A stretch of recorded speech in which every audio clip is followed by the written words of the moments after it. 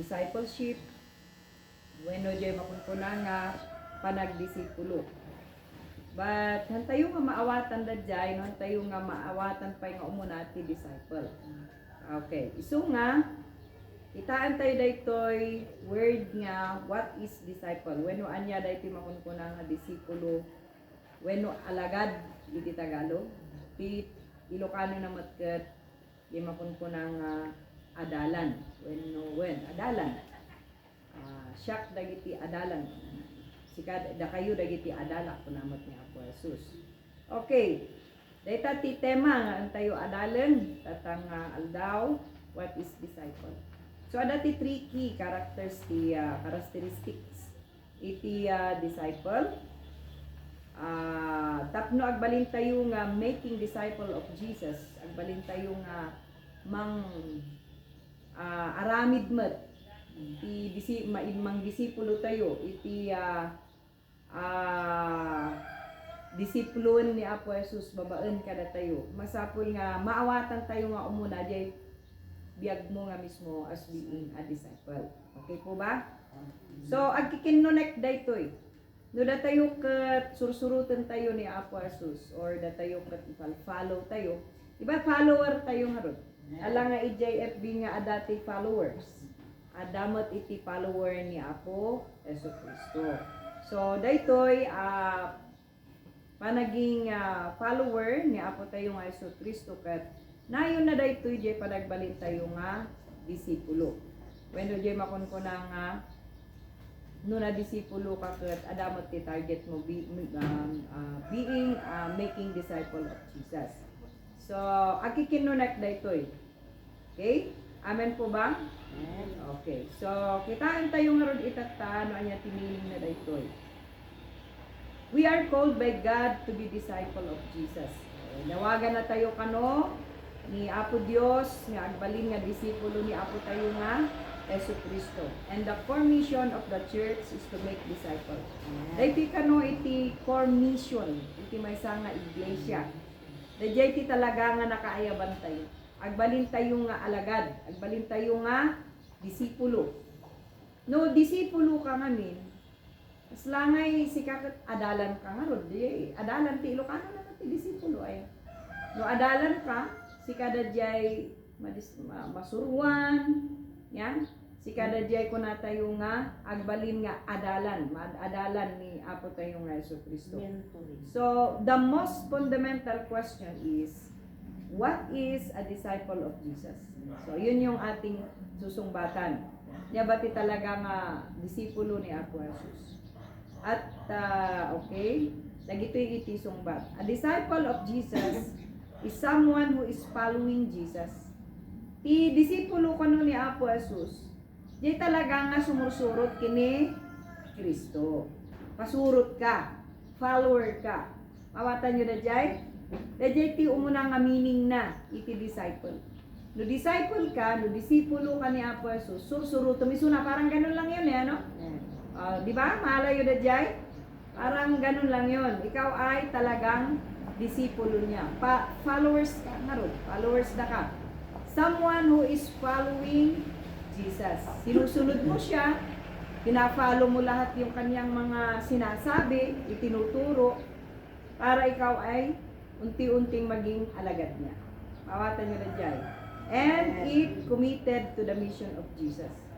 So si kabilang may isang alagad ni Kristo, handa nga sursurutom isunang yun. Handa dyan ko na tayo nga commitment mo. Okay po ba yun? Ada nga yun dyan commitment mo. Tayo lang iso na makikita nga ada nga daka isuruan yung ada nga riti espiritu na makikaadda kadagiti adalan na kadagiti us-usaran na nga nang disipulo kada kayo. Tamo yung ba ti purpose? Alaan nga da tayo ket dinisipulo dagiti ng disipulo. Ngem da tayo mismo ti kayat iti Apo mang disipulo tayo. Sapay kumatama awatan nyo na jay. Amen? Amen. Good morning, Brother Jerry. Yan adalan tayo itatas, Sir Elsa, Brother Jerry, about discipleship. Panang disipulo. Kat titikitan tayo, jay meaning na daytoy disciple. Kaya sinumbatan tayo dito nga iti kahit na nga sa iti disciple of Jesus, dito kano jay someone who is following Jesus. Dagiti aday jay uneg ti iglesia, datayo nga namati nga sumursurot kini Kristo. Pasurot ni Kristo. Followers of our Lord Jesus Christ. But being kunanay jay hanla nga changed by Jesus, anla tayo lang nga binalbaliwan ni Kristo o naging born again kini Kristo, kunanay jay changed by Jesus and is committed to the mission of Jesus. Maliwanag po ba? Hindi lang niya tayo binago, hindi lang niya tayo ginawang alagad, pero tayo po ay dapat may commitment din diyan sa pina-follow natin. Amen. Amen po ba? O, parang sa FB lang. Dapat pagka-followers ka, committed ka. Bawat kita mo dun sa Facebook, you must like, you must agree dun sa mga pinopost na because followers ka niya. Di ba? Ganun lang yun. So, ngayon, tayo bilang mga tinatawag na believers of Christ, hindi, not just believer. Hindi lang tayo believer, pumupunta sa church. Pero ngayon, gusto kong ituro sa inyo that you are the true disciple of our Lord Jesus Christ. Gaputa na kayo marunket, followers of our Lord Jesus. Amen? Nabalbaliwan. Dadya iti karakter, iti makunkunangan, disciple. Pasurot ni Kristo, nabalbaliwan, na born again ti puso na, kin espiritu na, madadayaw ti Apo. Amen?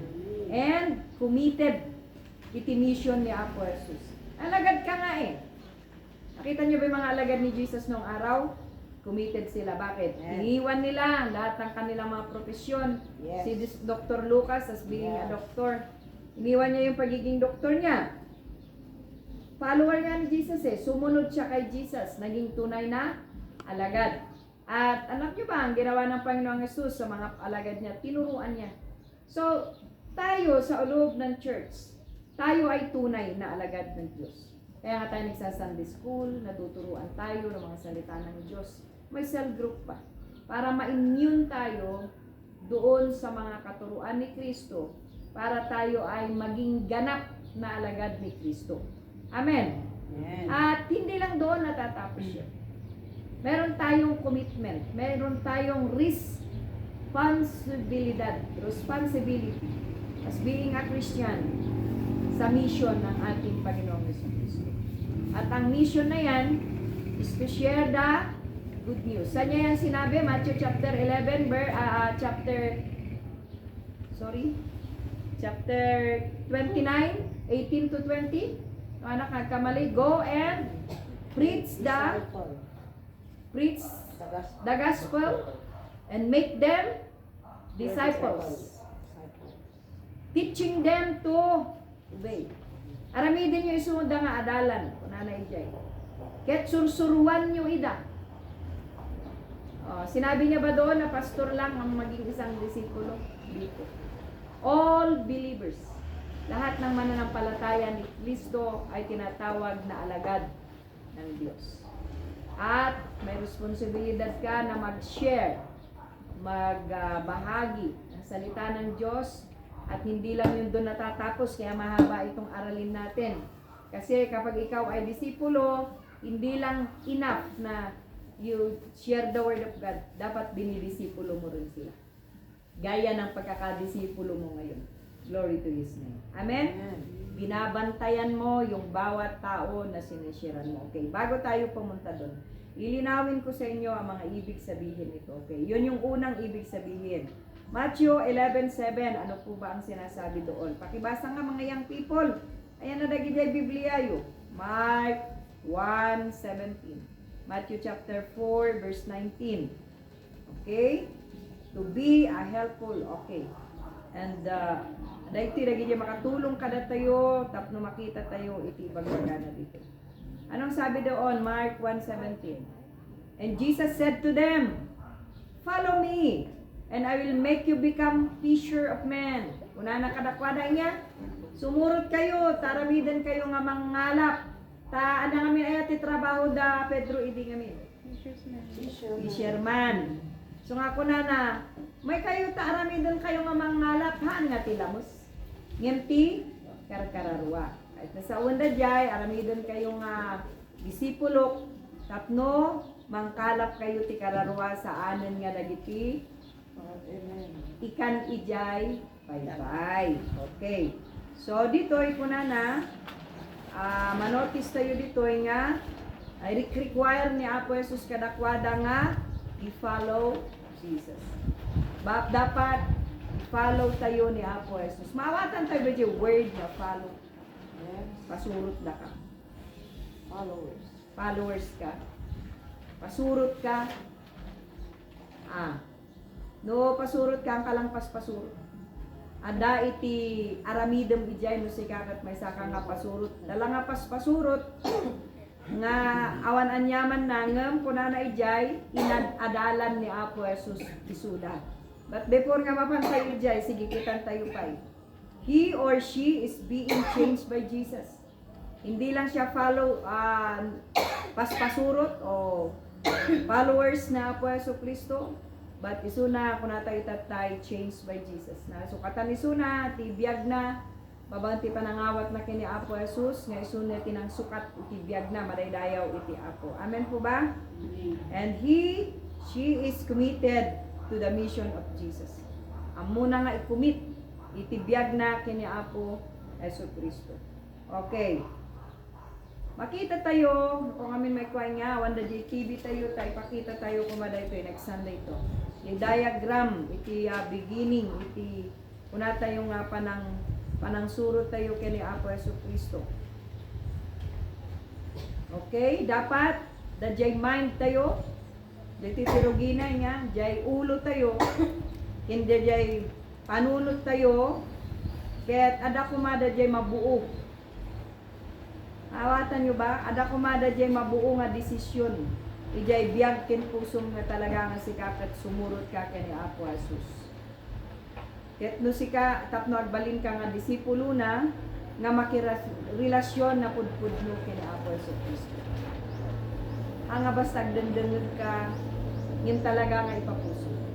Ada nga talaga kumadya nga isang nga desisyon nga aramiden nga nagtaod ijay panunot mo ken puso. San nga gaputa nakitam di ka arubang nga sumusurot ket agbalin kamot nga paspasurot yung talaga nga daytoy ket desisyon mo itibiyag mo agbalin ka nga talaga nga believer of our Lord Jesus Christ as a follower, disciple ng ating Panginoong Kristo. Ari dayaw ti Apo. Amen. Magagawa mo ba yun ngayon, Valerie? Na ikaw ay talagang gagawin mo na ang buhay mo ay totoong follower of our Lord Jesus Christ? Amen. Ngayon, kung nabuo sa isip mo yon, na ikaw nagdesisyon ka sa puso mo at sa isip mo, sa ulo mo, isinasa ulo mo yon sa buhay mo, okay? Naka-include po dyan, hindi lang yung ulo mo na nag-isip, pero yung puso mo. Na kahit ano ang mangyari, hindi ka bibitiw sa pagiging tunay na disipulo ng ating Panginoong Jesucristo. Glory to His name. Amen?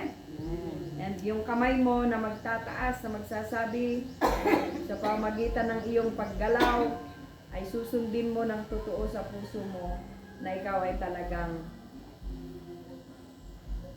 magiging follower niya. Amen? Mag-a-action ka, kung may sinasabi siya sa mga salita niya, ay talagang susundin mo. At hindi lang basta naririnig mo ito, pero talagang isa sa buhay mo kung ano yung mga aral na ibinibigay niya sa bawat isa sa atin. Amen po ba? Amen. So, yan. Tingnan po natin dito ang biblical definition of disciple. Di pa tayo doon natatapos. Okay. The word of disciple in the Greek is matetes. Matetes. Ano ko English nga pa nagbasa? Matetes.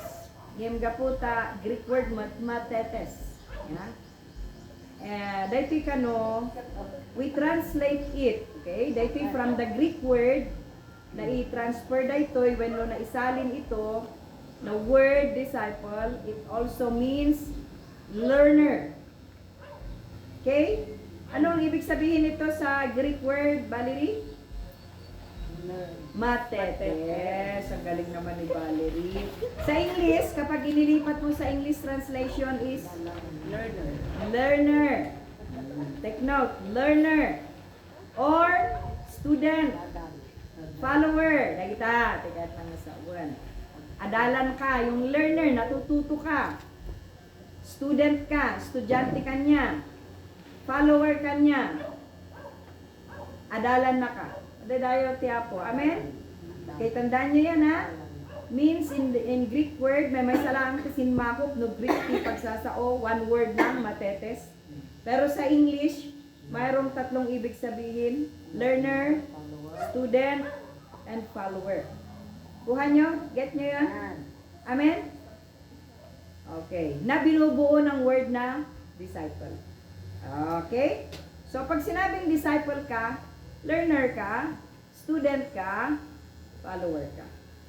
Liwanag po ba? Okay. This word is most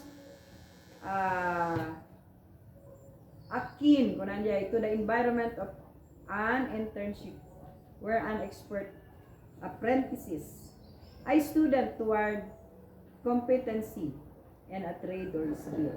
This relationship involves head knowledge but focuses upon applying that knowledge to everyday situation of life to equip the learner with wisdom. Get yo? The hope is that the apprentice in the trade will be the master teacher of others in year to come. Kaya kayo binibuild up ng mga salita ng Diyos, ng mga aral ng Panginoon as a learner, as a student, para time will come, kayo na mga apprentice niya, tayo na mga ina-apprentice ng ating Panginoong Jesucristo, may goal kasi yan. Para kayo din, na nadisipulo niya, ay magiging tagapag-disipulo din. Mawatan nyo na Jay? Hindi matatapos ang pagiging church member ng ganun lang. Dapat meron kayong mabubuo din sa inyong mga puso. Sabi ko na nga kanina, nagamit yung puso, yung isip ninyo, na magdesisyon na kung kayo ay talagang follower, learner, student, follower, means disciple ng ating Panginoong Jesucristo, hindi lang doon natatapos yun. Meron siyang goal na kung good apprentice kayo, kayo yung nag-a-apprentice. Alam niyo may apprentice? Pagka-apprentice ka, ikaw yung tinitrain. Tinitrain ka para yung mga pinag-aralan mo, ina-action mo. Sa katuparan mo para makita mo kung ito ay talagang tugma. Para pag ikaw ay nagturo sa susunod, may tuturo mo din ng tama. Hindi po ba? So, ganun ang ating kalagayan ngayon, believers of Christ. Tayo ay apprentice ng ating Panginoong Jesucristo. Nag-aaral, estudyante, no? At tagasunod niya para tayong isang apprentice na nag-a-apprentice. Para pagdating ng panahon, tayo na na-apprentice, tayo din ang bubuo ng isang tuturuan at magiging alagad din natin. After that, sila na may magtuturo din sa iba. Di kabilis may turo ang salita ng Panginoon. Amen po ba? Get niyo po ba yun? Okay. So, okay. Sabi pa rito, we could also answer the, okay, ano na ito? What is disciple?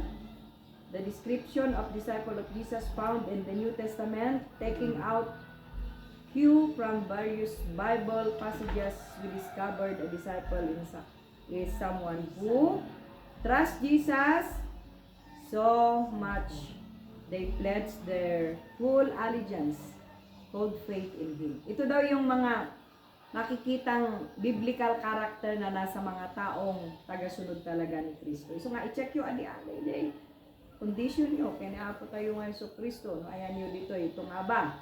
Sila ay nagtitiwala ng buong buo sa Panginoong Jesucristo na kahit anuman ang mangyari na dagok ng buhay, sila pa rin ay tumatayong nagtitiwala sa Panginoong Jesucristo Meron silang pledge sa Diyos, pangako sa Diyos, for full allegiance na tinatawag baga na pamati.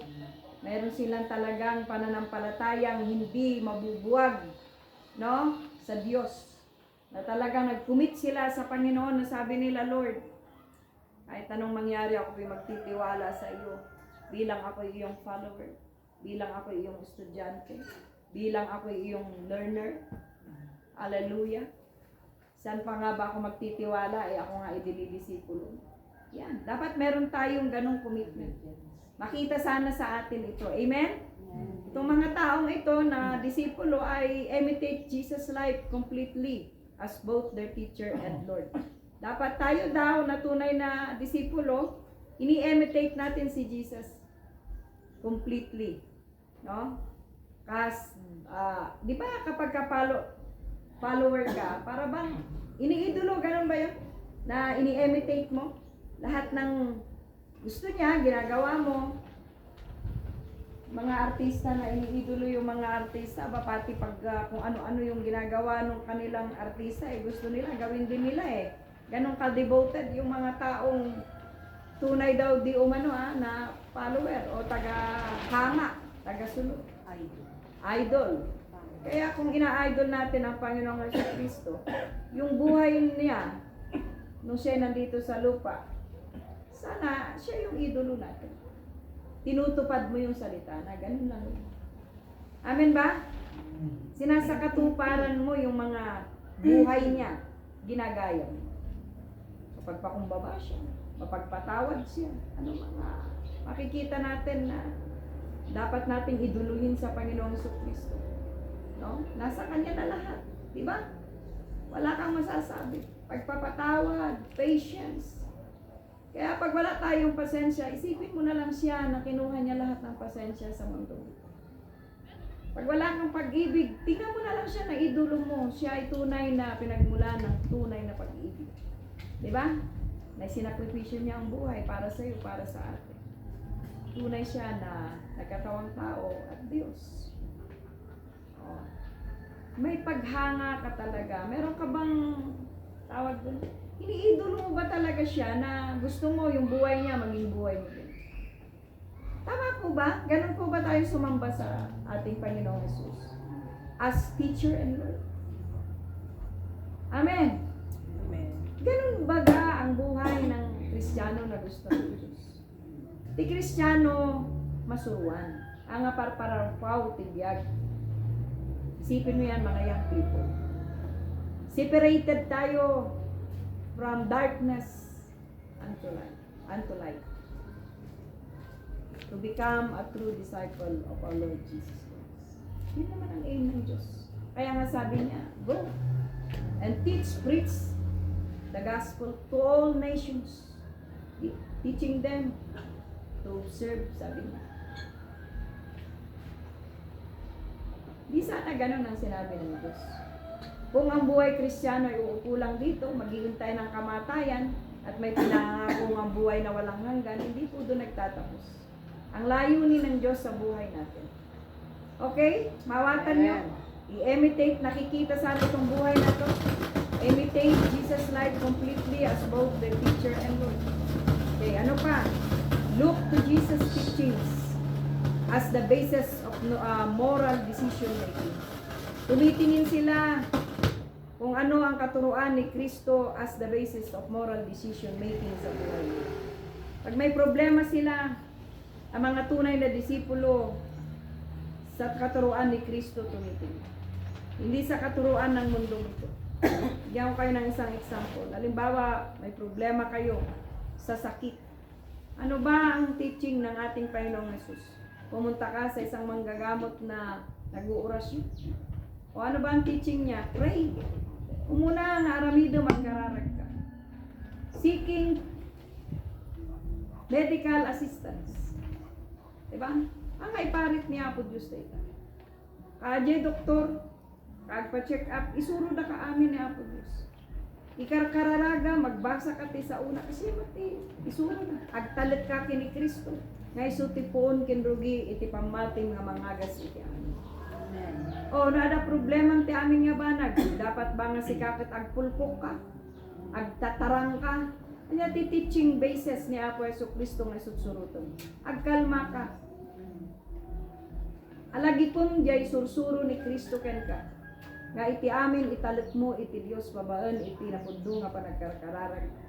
Ket no problema man iti kas pangarigan saan nga panagkikinaawatan. Aramidem iti decision babaan ti sao ti Apo. What is the Jesus teaching about that? Sige akas jay ti aramidem as a true disciple. Dapat panunutem nga umuna di sursuro ni Kristo. Nuan niya ba ti sursuro na ijay problema. Kas jay iti pudno nga disipulo ni Kristo. Do not ask, hang kayo nga ag-ask ka dagi jay. Advices dagiti tao nga amuyo nga saan damet nga mamati kini Apo Dios. When no dadjay iya dayuna ka, ijay pudno nga sursuro ni Kristo ijay problema. Amin nga problema, ti solusyon ada amin ijay teaching of our Lord Jesus Christ. Nung awatan nyo, ti teaching niya po Yesu Kristo. Hindi ba pa ba ti problema diti rabaw ti daga? O financial, awanan ka iti financial nga mausa. Nya ti suro ni Apo Yesu Kristo, di ba agtalit ka, agkararag ka. Claimam di sa ni Apo Diyos si Philippians. Kunana, but my God, 4:19, shall supply all your needs. Ngim adati ko na da jay ijay baba. No si kaket, pudpud no ka nga. Believers, baba saan pa dihan na jay 19 da jay bababa na pa ko na jay ana condition ni jay. No si kaket, basahan niyo man da jay. Adati condition na ngamin da jay hanlaan nga da jay provided na ti kasapulan. Adati condition na ijay baba na da jay iti na tidakas na ti believers ti makikita dalaan dajay God will supply. But yung condition is tapno masupplyan jay kasapula mananga makita ijay baba jay 19. Sige kitaan nyo jay 19 ta. Adadanet beta di isusurok beta Philippians 4:19 kita. Kasi gayam ti kayat nga sa uwan dajay sister Edna pangaasim man dayta Ilocano. Sis, pakibasa. Ay, magadi dispikom. Dati nakasarak. Brother Jerry. Awan ti Tagalog Ilocano.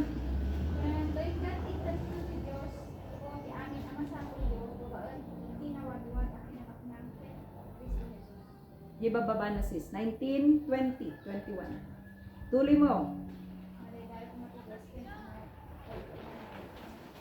Gana pa. Sige pa. Ay, sa balik. Ijay before the jay 19. The jay 18 man, diba sa mo? Mangrugi ka ti 17. Ta hana nga da jay, ada pa ijay before 19. Ada jay bagbaga na dito. Saan ang po, papayat ko lang, umawat ka lang sa sabot. Taray ko lang, hindi ano ito, di ado ko ay imbang na ligan na mainayan ikiarami mo. You see? Pero siyang mithiin na gumawa ng mga bubuting bagay. Ano pa? At pinurot na watot ng si amin na Instagram na, kahit agyan naman umay. Supply na. Kurang. Ayan, ipapanda ka, ipaproditos. Basahin niyo na dyan Philippians 4 chapter 19 verse 1 mangrugi kayo dyan inga na ti 19. Mawatan niyo tiket ng asawan dayta. Nga dadagiti kondisyones ni Apo Diyos dita to receive the blessing. Tapno masupplyan the jay needs mo everyday. Aray dayaw iti Apo. Amen? So, yan. Halimbawa, the jay ti problema. So, halimbawa tayo laon. Alaom dayta. So, ti isusuro ni Apo Jesus, ada dagi jay aramidum dita tapno masupplyan dagi jay ka sa pulam. So, tanongin mo sarili mo, Lord, ginagawa ko ba yung teaching mo? Para hindi ko siya question na rin na, di mo naman sinasagot yung mga prayers ko. So, umuna nga kita, acknowledge yourself. I-acknowledge mo jay bagi, manya ba ti pagkurkurangam, kadagi jay sasao ni Apo Diyos, iti Apo isuro na ken ka. Ket, makitam, nukas jay nga aramidem, alaam ti solusyon ijay sao ni Apo Diyos.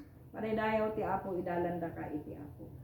Oh. Amen. Nyapay, tikitaan tayo. Halimbawa, lagi ta problema, look to Jesus' teaching as the basis of moral decision making. So nga bago ka nga ag-desisyon, ije may nga banag, dagiti disipulo ni Kristo, kitaan dapay dajay, sursuro ni Kristo.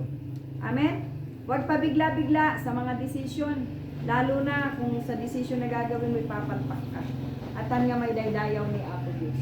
Dapat every decision nga gawin mo sa buhay, pakaitantanukan kuma ni Apo Diyos ibigyan kayo. Madaydayaw ti Apo. Amen. Yun lang example na magsusuicide ka dahil problemado ka. Ano ba ang turo ni Jesus doon? Kikitilin mo ang buhay mo? Yun ba turo niya? Yun ba ang turo niya? Hindi. Come unto me. Come unto me. Oh, who are Lahat kayo na nabibigatan bigatan. at kayo aking pagpapahingahin. Ibigyan ko kayo ng kapahingahan, Haan nga. peace. Pero ma-pride ang tao sa halip na intindihin yung sinasabi at teaching ng ating Panginoong Jesucristo. Gumagawa sila ng kanilang sariling kaparaanan. Kitilin na lang nila daw ang buhay nila at para daw mas mabilis. Very bad decision. Na sila din ang magtatamo ng apitin nila yung decision na ginawa nila sa kanilang mga sarili. See? Very bad. Kaya, you see that, ang tunay na disipulo ni Kristo, tumitingin tayo sa mga katuruan ni Jesus sa buhay natin, sa mga desisyon na gagawin natin sa ating mga buhay. Tama po ba mga kapatid? Kaya sana sa loob ng iglesia na tayo ng mga disipulong tinatawag, ganun po sana ang nakikita sa buhay ng bawat isa sa atin. Ito daw disipulo na ito, love Jesus so much that love spills over into every other relationship as well, informs their life around Jesus. Glory to His name. Amen. Meron silang, ang disipulo na ito, meron silang tunay na pag-ibig sa ating Panginoong Jesus. Hallelujah. Para ang buhay nila ay may magandang relasyon din sa iba. Kung meron silang tunay na pag-ibig, gaya ng pag-ibig ni Kristo. Sila ang tunay na disipulo at na-form, nabibuild yung kanilang life around Jesus. Sa mga salita ni Jesus, sa mga bagay na nandito sa mundo. Huwag mong i-immerse yung buhay mo sa mga mundong katuruan. Pero sana irarod mo, i-immerse mo, i-dip mo yung buhay mo doon sa katuruan ni Kristo sa buhay natin. Teaching of our Lord Jesus Christ na ito lang yung bagay na dapat sundin at pina-follow ng mga tunay na followers of our Lord Jesus Christ. Amen po ba? Amen. Yun ang isang biblical meaning ng disciple. Ang disciple ay may tunay na pagtitiwala sa Diyos, may tunay na pag-asa sa katuruan ni Kristo sa buhay niya. Amen po ba? Amen. At may tunay na pag-ibig sa kanyang puso at sa kanyang pagkatao. At ang relasyon niya sa iba ay ganun din. Mabuo ang kanyang buhay around Jesus Christ, hindi sa around ng mundong ito.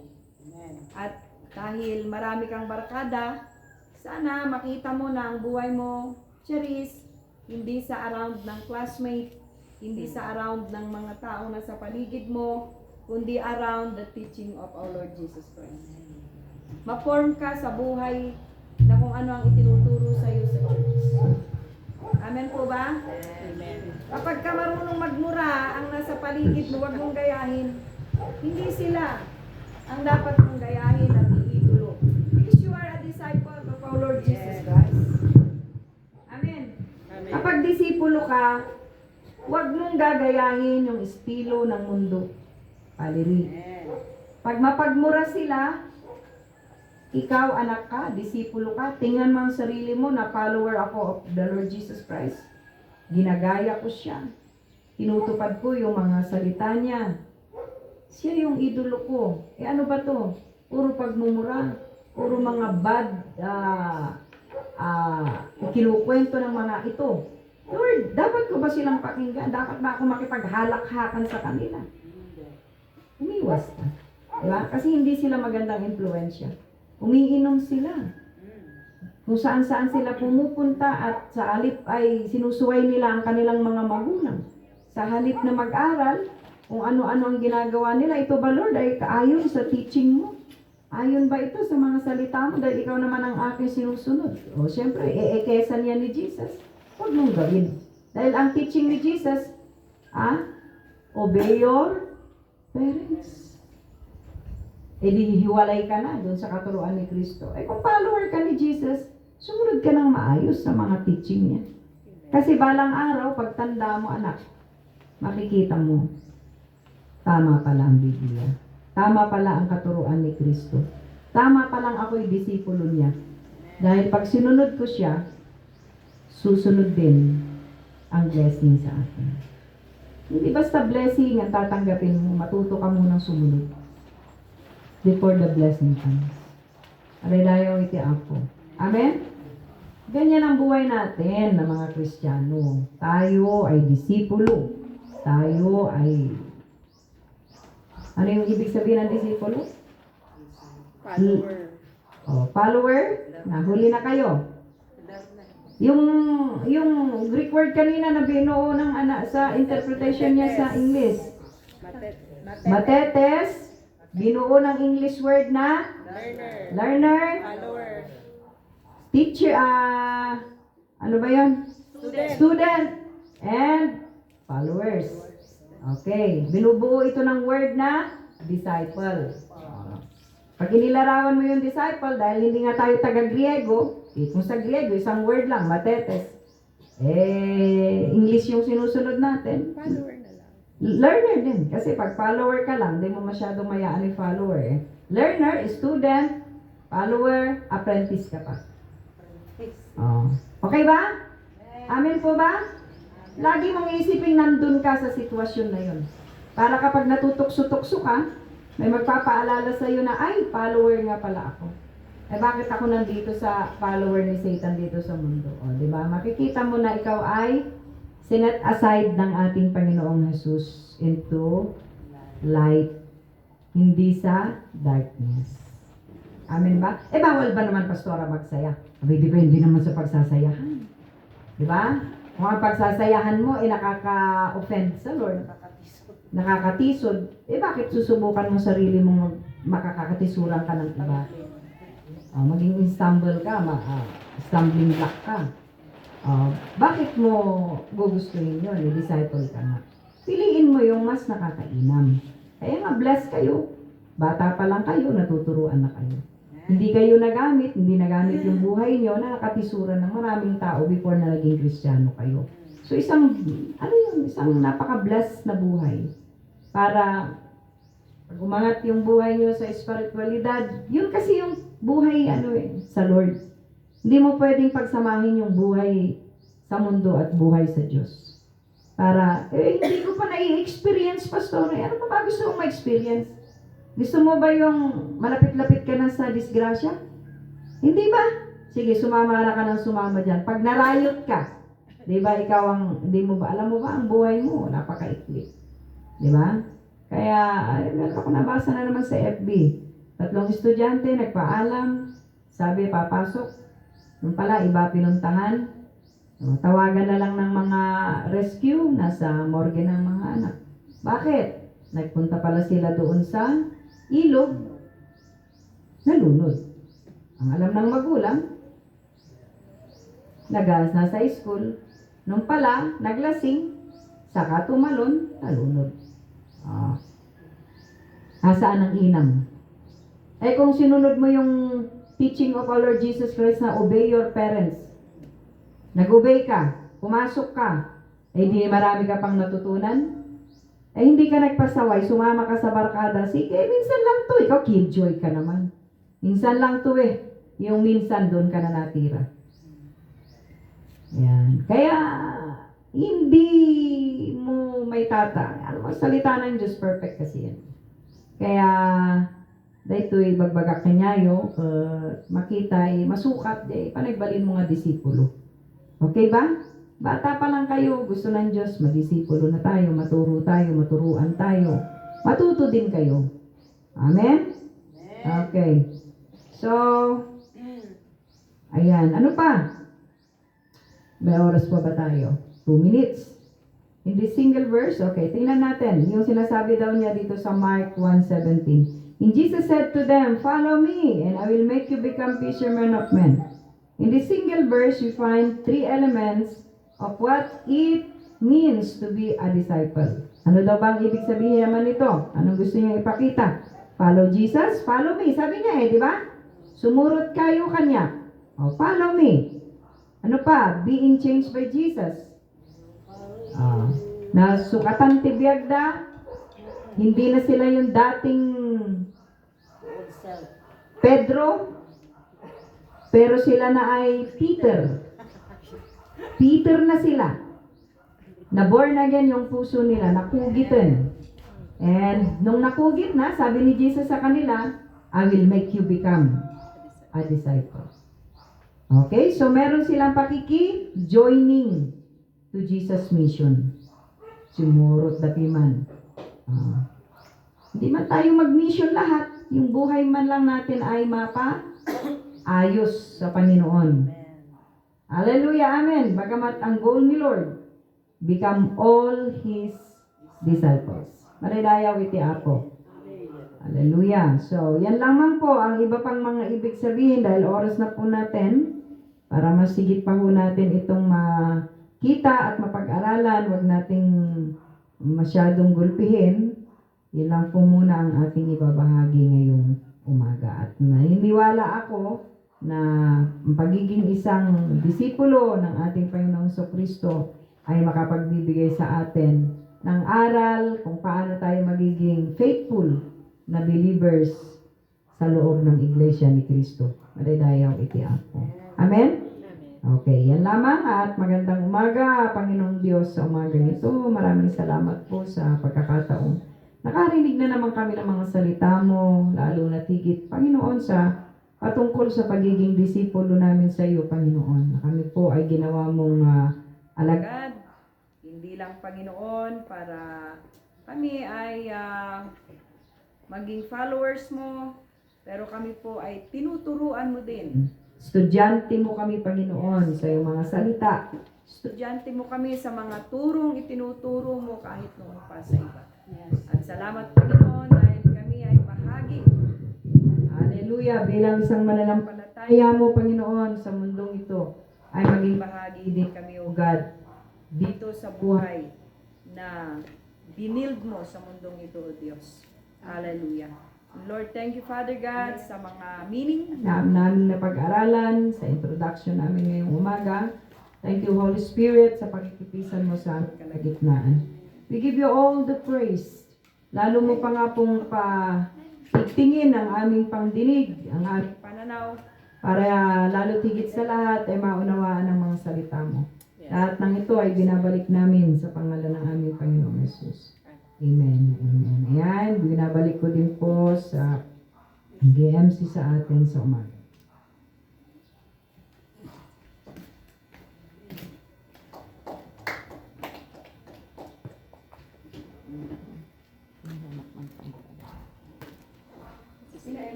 Testimony kayo amin. Ang kong ay live. Magandang umaga po sa ating